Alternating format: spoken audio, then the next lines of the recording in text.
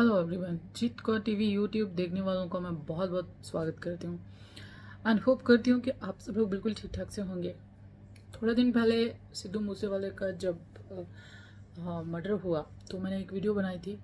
उसमें वो first video TikTok पे देखा था जो कि उसमें कहा था कि उनके सिर में गोली लगने से उनकी डेथ हुई है। तो उस हिसाब से मैंने बहुत ही जल्दबाजी में एक वीडियो बना दी थी, क्योंकि मुझे बहुत दुख होता है जब कोई किसी को मारता है, क्योंकि ज़िंदगी इतनी कीमती है, इसे जीने के लिए बहुत मुशद्दत करनी पड़ती है, बहुत स्ट्रगल करना पड़ता है। और वो इंसान जो ज़िंदगी में बहुत अच्छा कर रहे होते हैं, जब वो इस जहान से किसी की वजह से चले जाते हैं, किसी रीज़न से, या कोई उन्हें मार देता है, तो बहुत तकलीफ़ होती है।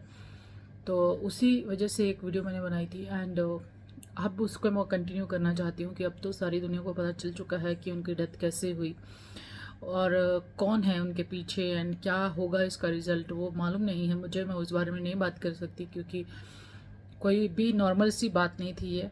बहुत महीनों की प्लानिंग थी, तो उसमें मुझे लगता है कि police force and other things जो है काम कर सकती हैं।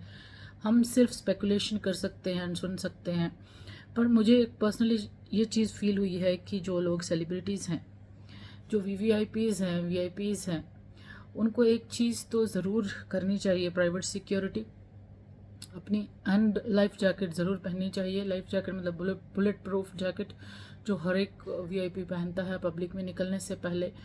एंड मुझे लगता है कि जो उनके सॉन्ग्स मैंने सुने हैं, उन सॉन्ग्स के हर हर एक गाने में उनकी ये वर्डिंग थे कि उन्हें जान का खतरा है, कोई उन्हें मारना चाहता है, कोई उन्हें मार देगा, मौत उनके बहुत नज़दीक है। वही डर से वो कनाडा छोड़ के इंडिया भी आए अपने पेरेंट्स के पास। पर ऐसा लगता है कि वो सब कुछ उन्हें नहीं बताना चाहते थे। जो कुछ उनके साथ हो रहा था, वो कुछ तो था जो उनके गीतों में, उनके खुद के वर्ड्स में है। एंड दूसरी बात ये भी है कि वो जो उनके साथ ही होता था वही लिखते थे, वही गाते थे। तो ज़रूर कुछ ना कुछ उनकी ज़िंदगी में भी हो रहा था जो उनके पेरेंट्स को पता नहीं था, या पता भी होगा तो बहुत कम पता होगा। एंड दूसरी बात कि उस चीज़ को भी, जैसे फुकरापंती होती है, पंजाबी सिंगर्स एक दूसरे को ललकारते हैं, पंजाबी लोग एक दूसरे को वो करते हैं, तो उसी में वो समझ रहे होंगे कि एक दूसरे को ये धमकी दे रहे हैं, नॉर्मल बात है, कोई मारेगा नहीं। पर जब वो घर से भी निकले तो घर वालों को के स्टेटमेंट कुछ और है, लोगों की स्टेटमेंट कुछ और है, मीडिया की स्टेटमेंट कुछ और है। एंड उन्होंने ये चीज़ भी एक बहुत डाउटफुल है कि उनकी गाड़ी पंचर थी, दूसरी गाड़ी मम्मी ले गई थी जो कि बुलेट प्रूफ थी। एंड वो थार गाड़ी में ही निकले एंड अपने दोस्तों के पास साथ निकले। तो ये भी बहुत जाहिर सी बात है कि उनके दोस्तों ने उन्हें उनके बारे में बताया होगा शूटर्स को, या वो मिले हुए होंगे। एंड जो कि केकड़ा करके आदमी है जिनका नाम लिया जा रहा है, 13,000 रुपये में, मुझे एक चीज़ से शर्म आ रही है बोलते हुए कि 13,000 रुपये में ही कोई किसी इंसान के बारे में बता सकता है जिसकी जान को इतना खतरा हो। और वो जो बंदा है जो इन सब के पीछे मास्टरमाइंड है, जिसने भी 8 शूटर्स एंड ये सारे कुछ रिक्की की और सारा कुछ पैसे दे के करवाया, एक यादव करके संतोष यादव है एंड एक और लड़का है जो 4-4 लाख रुपए में उन्होंने लिए इसको मारने के लिए। तो जो उन सब के पीछे था, इनके सब के पीछे था, उसे इससे कितनी जलस थी, कितनी प्रॉब्लम थी। एंड इतने महीनों की प्लानिंग की मारने के लिए, हर एक जगह से अलग अलग बंदे लिए, हर एक बंदे का अलग अलग काम था। वो तो एक बहुत बड़ा डॉन है, उसके ऊपर तो एक मूवी बननी चाहिए। एंड ये एक बहुत ही डरावनी एंड भयानक सी बात है कि बहुत ही सिंपल दिखने वाले शूटर्स जो हैं इतने डेंजरस हो सकते हैं। तो नॉर्मल पब्लिक को तो खैर उनसे क्या खतरा होगा, क्योंकि वो पैसे के लिए करते हैं। वो भगवान का नाम लेके यहाँ पे भगवान के नाम का बिंदी लगाते हैं। तो मुझे नहीं पता उनका कौन सा धर्म है, उनकी कौन सी जात है, वो कौन से भगवान को मानते हैं, एंड वो जो पैसे दे के लोगों को मरवाते हैं उनका कौन सा धर्म है। अब उन्हें क्या फ़ायदा हुआ होगा मुझे नहीं मालूम। कि जितना फेमस सिद्धू मूसेवाला अपनी मौत के बाद हुआ है, शायद ही अगले और 10 सालों में होता। वो जितना लोगों के दिल में उसकी मौत का दर्द है, शायद ही उतना प्यार उससे और मिल सकता जब वो ज़िंदा थे। तो मैंने भी उनके सिर्फ 2-4 गाने सुने थे, अब उनके एक एक गाने को बहुत बार सुना है, उनकी फीलिंग को समझने की कोशिश की है। या तो उनका ट्रेंड ऐसा था, वो उनका स्टाइल ऐसा था जो कि कुछ 20 एक साल पहले एक अमेरिकन सिंगर का था, उन्हें भी शूट किया गया था। तो या तो वो उन्हें फॉलो करते थे बहुत सीरियसली, या फिर उनकी लाइफ में भी कुछ ऐसा चल रहा था। स्पेकुलेशंस हैं, बहुत सारे हैं, तो उन पे ज़्यादा बात करना वेस्ट है। पर एक चीज़ जो सबसे ज़्यादा दर्दनाक है, उनके पेरेंट्स, और उससे भी ज़्यादा दर्दनाक बात उनके लिए ये है कि उनका बेटा उन्हें बहुत इज्जत और बहुत प्यार करता था। तो वो कितना सिक्योर फील करते होंगे उसकी मौजूदगी में, जो कि अब नहीं होगी जब उनका इकलौता बेटा छीन लिया गया। तो ये बहुत ही बड़ी बात है कि वो अब कैसे रहेंगे, कैसे फील करेंगे, कैसा उनका होगा। पर परमात्मा है, अंदर से हिम्मत आएगी। जिनका बेटा इतना बहादुर था, जिसके पीछे एक चीज़ और साफ सी जाहिर होती है कि जो बंदा सच बोलता है, उसने अपने गीतों में बहुत कुछ सच बोला है। इसमें धीरे धीरे बहुत कुछ सामने आएगा। एंड दूसरे सिंगर्स के लिए भी एक वार्निंग जैसा होगा, या फिर वो कैसे जिएंगे, आई डोंट नो कि उनका क्या होगा। जो इतना बड़ा सच है कि क्या सचमुच गैंग एंड अंडरवर्ल्ड ये एंटरटेनमेंट इंडस्ट्री में इतना ज़्यादा इन्वॉल्व है। तो वो बात एक बहुत नॉर्मली से सामने आ गई है। मैंने तो उसको एक बहुत सारे गानों में उसने गन्स के लिए, शूटिंग के लिए एंड मौत के बहुत बार हर एक गाने में उसको देखा है। तो जब कोई पंजाबी लड़का, अब पहले मुझे भी बहुत प्रॉब्लम होती थी इस वजह से कि क्यों ये आइल्स में बैंड तो ला नहीं सकते, लड़कियों से शादी करके बाहर जा रहे हैं, उन पर डिपेंड होके उधर से भी धोखा मिल रहा है। तो एक गन कल्चर प्रमोट किया जा रहा है गुरुओं के नाम पे। पंजाब में शुरू से ही होता है, सिद्धू मूसेवाले का, और हर एक पंजाबी जो पंजाब में पैदा होता है उसे ये बताया ही जाता है, ग्रोथ ही ऐसी होती है कि 5 गुरुओं को ऐसा हुआ, 5th गुरु के साथ इतना बड़ा हादसा हुआ कि उन्हें कितनी बुरी तरह से झेलना पड़ा।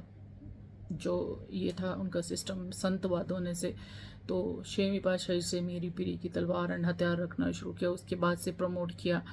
एंड मैंने नहीं देखा 8वें गुरु के पास, 7वें गुरु के पास, 9वें गुरु के पास हथियार थे, नहीं देखा, पर 10वें गुरु के पास थे। तो अपने सेल्फ प्रोटेक्शन के लिए हथियार रखना ज़रूरी है, होता है। पंजाब में ये बात बहुत ज़्यादा ट्रेंड में है। बाकी बहुत सारे लोगों मैंने देखा है जिनके पास कोई हथियार नहीं होता, वो अपनी ज़िंदगी बड़ी नॉर्मल सी जीते रहते हैं। तो मुझे वो लोग अच्छे लगते हैं जिनमें जो बहुत जज्बाती होते हैं, जुनूनी होते हैं, डेयरिंग होते हैं। पर इतना भी डेयरिंग नहीं होना चाहिए इंसान को कि तुम्हें पता है कि तुम्हारी मौत आसपास है, तुम इतनी बेफिक्री से घूम रहे हो। पर खैर वो बात भी मैं मानती हूँ कि जितनी किसी की लिखी होती है उतनी ही वो पूरी करके चले जाते हैं। उनका ये ज़रिया बनना था, इन लोगों के हाथों से उनका होना था, तो माफ़ करने योग्य नहीं है। पर एक चीज़ सोचने योग्य ज़रूर है कि उसे क्या हासिल हुआ होगा, जिसने ये सब काम करने के लिए इतने सारे लोगों को इन्वॉल्व किया, उसे क्या बेनिफिट हुआ होगा इस चीज़ से। वो चीज़ भी जाहिर सी बात है कि बहुत कामयाब हुआ सिद्धू, बहुत ज़्यादा कामयाबी और बहुत ज़्यादा रेट थे उसके। एंड बहुत सिंपल इंसान था, उसको खेती करते हुए लोगों के बीच में चलते फिरते नॉर्मल इंसान के जैसे देखा, जो कि बाकी लोगों को मैंने कभी नहीं देखा। बहुत सारे लोगों को मैं भी लाइक करती हूँ, बट उनके प्रोफेशन के लिए, सिद्धू को भी उसके प्रोफेशन के लिए एंड उसके डेयरिंग नेचर के लिए पसंद करती थी। उसका जो म्यूज़िक था, बहुत पुराने स्टाइल को ऊपर ला के वो कर रहा था, जो हमारे फादर सॉन्ग सुना करते थे उस टाइप के सॉन्ग्स थे। पर इसमें बहुत ज़्यादा ही वॉज एक्सपेक्टिंग डेथ, बहुत ज़्यादा। हर एक गाने में उसे ऐसा लगता था कि बहुत आसपास है, तो कुछ तो ऐसा था। तो यहाँ रुका नहीं है वो, ये सिलसिला बहुत सालों तक और चलता रहेगा। लोगों के दिलों से उसे निकालना बहुत मुश्किल है। 1-2 महीने में लोग भूल जाते हैं जिन लोगों को, वो उनमें से नहीं था। उस पर फिल्म बनेगी, उस पर सब कुछ होगा। जैसा कि मुझे लगता है कि ये बहुत बड़ा हादसा है उनके पेरेंट्स के लिए, और वो लोगों के लिए भी जो यूथ है, जो कुछ करना चाहते हैं ज़िंदगी में एंड उन्हें रोका जाता है। रिकमेंडेशंस के बिना कुछ होता नहीं है कहीं पे भी, ये चीज़ मैं भी जानती हूँ। एंड पैसे की, वो क्या बोलते हैं, रिश्वत दे के भी बहुत कुछ होता है। उसने ना रिश्वत दी, उसमें खुद में, जब बंदा खुद कमाता है, खुद का पैसा होता है, तो वो खर्च करने के लिए या गैंगस्टर्स को 50-50 लाख देने के लिए बहुत मुश्किल फील होती है उसे। क्योंकि जो कंपनी उन्हें रिकॉर्ड करती है, जो उनके ऊपर अपने टैग देते हैं, ब्रांड लगाते हैं, उनको भी पैसा देना पड़ता है, खुद के भी खर्चे होते हैं, मॉडल्स के, इसके उसके। तो बहुत मुश्किल सी बात है कि किसी को 50-50 लाख, करोड़ों दे दें, जो भी मनी ब्राइब, ये जो प्रोटेक्शन मनी के नाम पे चल रहा है। तो उनका वही सब कुछ लगता है मुझे। कि उनके दिमाग पे कुछ तो था जो उन्हें लिखने पे मजबूर कर रहा था, कोई तो उनको पीछे था जो उन्हें हर बार हर समय मारने की धमकी देते थे। वो बहुत कुछ करना चाहते थे अपनी ज़िंदगी में, उन्हें टाइम नहीं मिला। तो ये हो सकता है, पर नहीं होगा कि कोई ऐसा सिंगर जो अपने पैसों से, कोई ऐसा इंसान जो अपने पैसों से अपनी सोसाइटी के लिए कुछ करना चाहता हो, उसे ख़त्म कर दिया गया।